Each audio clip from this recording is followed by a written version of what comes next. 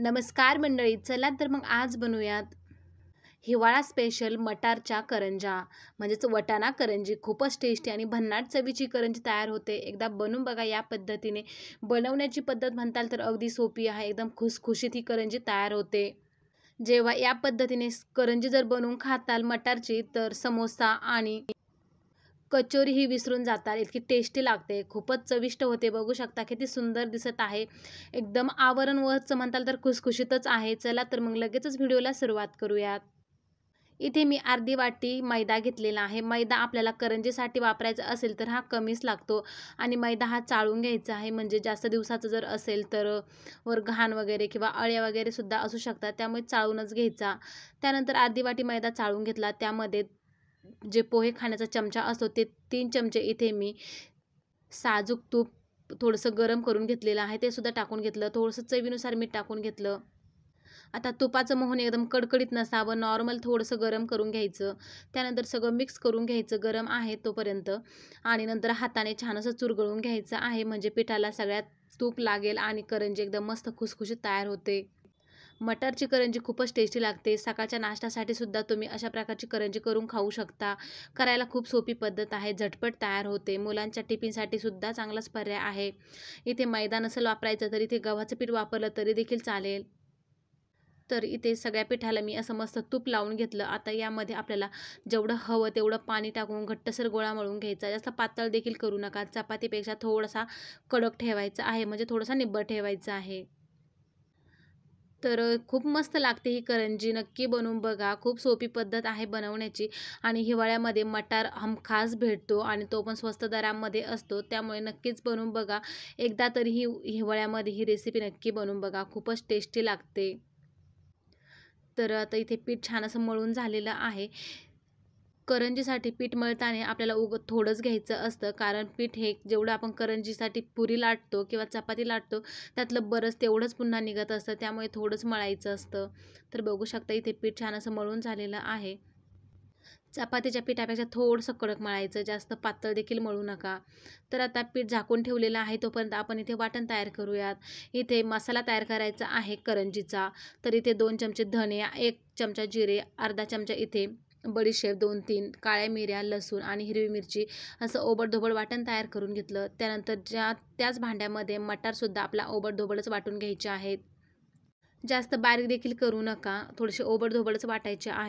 Mixer चालू बंद करून ओबडधोबड वाटून घ्यायचे। तर बघू शकता अशा प्रकारे मी हे वाटून घेतलेलं आहे। जास्त बारीक नाही, जाडसुद्धा नाही, थोडंसं ओबडधोबडच वाटलं। त्यानंतर गॅसवरती कढाई ठेवून घेतली। यामध्ये आपला तेल टाकून घ्यायचं। तेल म्हणताल तर अगदी अर्धा चमचा इथे तेल टाकून घेतलेलं आहे, जास्त तेलाचा वापर इथे करायचा नाही। आता तेल छान गरम झालं की यामध्ये जे वाटण तयार करून घेतलेलं होतं ते टाकून घ्यायचं। आता इथे कमी गॅस ठेवून छान असं हे वाटण जे आपण करून घेतलं होतं ते छान परतून घ्यायचं आहे, कारण आपण सगळं कच्चंच वाटलेलं होतं। त्यानंतर यामध्ये आपण मसाले घालून घेणार आहोत। मसाल्यामध्ये इथे पाव चमचा लाल तिखट, मसाल्याचं प्रमाण अगदी कमी आहे। त्याच मापाने आपण इथे हळद देखील टाकून घेतली। त्याच मापाने इथे गरम मसाला टाकून घेतला। इथे थोडासा आमचूर पावडर टाकून घेतलेली आहे। त्यानंतर कोथिंबीर टाकून घ्यायची आणि छान असं मिक्स करून घ्यायचं। मसाल्यामध्ये एवढेच मसाले वापरलेले आहेत, तरी देखील खूपच टेस्टी आणि भन्नाट चवीची करंजी तयार होते। वाटण छान परतून झालं। यामध्ये जे मटार आपण वाटून घेतलेले होते ते सुद्धा टाकून घ्यायचे। तर आता मटार टाकून घेतले आणि यामध्ये आता चवीनुसार मीठ टाकून घ्यायचं आणि छान असं परतून घ्यायचं, म्हणजे मटार अर्धवट शिजला जाईल इथपर्यंत आपलं हे परतून घ्यायचं आहे। जेव्हा आपण करंजी तळतो तेव्हा त्या करंजीमध्ये सुद्धा मटार छान असा शिजला जातो, परंतु इथे अर्धवट आपला शिजून घ्यायचा। आता यामध्ये चवीनुसार मीठ टाकून घ्यायचं आणि पुन्हा मिक्स करायचं 1 मिनिटभर आणि नंतर यामध्ये आपण घालणार आहोत 2 चमचे बेसन पीठ। त्यामुळे टेक्स्चर एकदम मस्त येतं आणि छान असं तयार होतं ही करंजीचं सारण। छान असं बेसन इथे भाजून घ्यायचं आहे या मसाल्यामध्ये आणि आपल्या ह्या मटारमध्ये, किंवा तुम्ही बेसन अगोदर देखील घालू शकता फोडणीमध्ये किंवा वरून टाकलं तरी देखील छान असं भाजलं जातं। कंटिन्यू हलवत राहायचं आहे. मटार थोडेसे ओलसर असल्यामुळे चिकट असतात, त्यामुळे ते कढाईला चिटकून बसतात. त्यामुळे कंटिन्यू हलवत राहायचं आहे. बेसनाचा सुगंध येईपर्यंत आपल्याला हे परतून घ्यायचं. तर बघू शकता बेसन थोडंसं भाजत आलेलं आहे. रंग थोडासा बदललेला आहे मिश्रणाचा. तरी ते थोडंसं कोरडं व्हायला सुरुवात झाली की लगेच गॅस बंद करायचा आहे आणि थंड होण्यासाठी ठेवायचं. थंड झालं की लगेचच आपण याच्या करंज्या बनवणार आहोत. करंजीचं पीठ भिजवायला ठेवलं होतं ते आपण छान असं मळून घ्यायचं आहे. पुन्हा सॉफ्ट करून घ्यायचं आणि यातला एक गोळा तोडून घ्यायचा आहे, म्हणजे आपला करंजीच्या आकाराचा किंवा आपण पुरी बनवतो त्या आकाराचा मैद्यामध्ये घोळून घ्यायचा आणि अशा प्रकारे पातळसर लाटून घ्यायचा. जास्त जाड देखील लाटू नका, पातळसरच लाटायचे, त्यामुळे करंजी खूप छान अशी तयार होते, एकदम खुसखुशीत बनते. तर खूप मस्त लागते ही करंजी रेसिपी. खरंच बनवून बघा तुम्ही एकदा, मुलंही आवडीने खातील. इथे मैद्याऐवजी गव्हाचं पीठ वापरलं तरी पण चालतं. चला तर मग आता पुरी इथे पारी लाटून झालेली आहे. आता मी करंजीचा साचा घेतलेला आहे आणि यामध्ये आपलं जेवढं मिश्रण घालायचं तेवढं यामध्ये घालून घ्यायचं. आता हे थोडंसं पांगून घ्यायचं किंवा मग तुम्ही करंजी थोडीशी छोटी देखील बनवू शकता. तर इथे सारण भरून घेतलेलं आहे. 1.5 चमचा सारण घेतलं. त्यानंतर करंजीच्या आकारामध्ये जेवढी करंजी बनवायची त्यानुसार या दात्र्यांवरती आपल्याला हे पीठ जे आहे ते ओढून घ्यायचं आहे आणि अशा प्रकारे हाताने दाब द्यायचा आहे साच्याच्या दात्र्यांना आणि त्यानंतर एक्स्ट्राचा भाग काढून टाकायचा. बघू शकता मस्त छान अशी करंजी इथे तयार झालेली आहे. तर अशाच प्रकारच्या सगळ्या करंज्या आपण बनवून घेऊयात. तर दुसरी देखील मी तुम्हाला एक बनवून दाखवते. खूप सोपी पद्धत आहे करंज्या बनवण्याची. अजिबात या करंज्या तेलामध्ये फुटत नाहीत किंवा कडक देखील बनत नाही. एकदम खुसखुशीत तयार होतात. यापुढे कचोरी देखील फिकी पडेल एवढी मस्त लागते ही करंजी. तर आता दुसरी देखील अशाच पद्धतीने पारी साच्यावर ठेवून घ्यायची, मिश्रण भरून घ्यायचं आणि कड्या दाबून छान अशी करंजीचा आकार देऊन कट करून घ्यायची. तर सगळ्या करंज्या मी अशाच पद्धतीने बनवून घेणार आहे.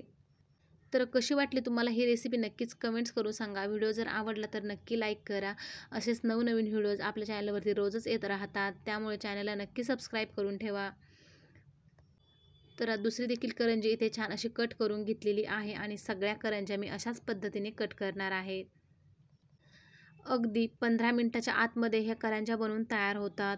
तर बघू शकता सगळ्या मटारच्या करंज्या इथे बनवून तयार झालेल्या आहेत. आता आपण तळायला घेऊयात. कढाई ठेवली गॅसवरती, तेल टाकून घेतलं. तेल गरम झालं की यामध्ये एक एक सोडून आपण कमी गॅस ठेवून छान अशा करंज्या तळून घेणार आहोत.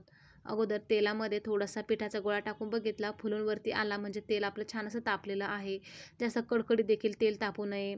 तर बघू शकता कमी गॅसवरती मस्त करंजी फुगलेली आहे. एकदम दुप्पट करंजी झालेली आहे, टम्म फुगलेली आहे. तर अशाच सगळ्या करंज्या छान अशा तळून घ्यायच्या. जास्त लाल देखील करू नका. अशा कलरच्या करंज्या खूपच मस्त दिसतात. बघू शकता. कोणी म्हणणार सुद्धा नाही मटर करंजी आहे म्हणून. एकदम मस्त अशी गोड करंजीसारखीच वाटते, जी आपण दिवाळीमध्ये बनवतो ती. तर इथे करंज्या तळून झालेल्या आहेत. एकदम मस्त रेसिपी आहे, नक्की ट्राय करा. तर 2 करंज्या मी तळून घेतल्या. कढाई छोटी असल्यामुळे अजून अशाच पद्धतीने 2-2 करंज्या आपण सगळ्या तळून घेणार आहोत. तर एकदम मस्त लागते आणि मुलंसुद्धा आवडीने खातात किंवा संध्याकाळच्या नाश्त्यासाठी किंवा थोडीशी छोट्याशा भुकेसाठी सुद्धा अशा प्रकारच्या करंज्या बनवल्या जाऊ शकतात. आणि ह्या करंज्या ज्या आहेत त्या बाहेर 10 ते 15 दिवस सहज टिकतात. तर मस्त तळून झालेल्या आहेत. मी सगळ्या करंज्या अशाच पद्धतीने तळून घेतल्या. तर सगळ्या तळून झाल्यात. त्यासोबत मस्त गरमागरम मिरची तळून घेतलेली आहे. थोडंसं मीठ पसरून घ्यायचं मिरचीवरती आणि करंजीसोबत मिरची खूपच मस्त लागते. बघू शकता किती मस्त दिसत आहे. चला तर तुम्हाला एक तोडून देखील दाखवते. बघू शकता किती खुसखुशीत झालेल्या आहेत. एकदम मस्त दिसत आहेत. वरचं आवरण एकदम छान असं झालेलं आहे. तर सहज तुटल्या जातं. किती छान दिसत आहे करंजी. तुम्ही देखील या पद्धतीने नक्की बनवून बघा. कशी वाटली रेसिपी नक्कीच कमेंट्समध्ये सांगा. व्हिडिओ जर आवडला तर लाईक नक्की करा. चला तर मग भेटूया अशाच नवनवीन व्हिडिओसोबत.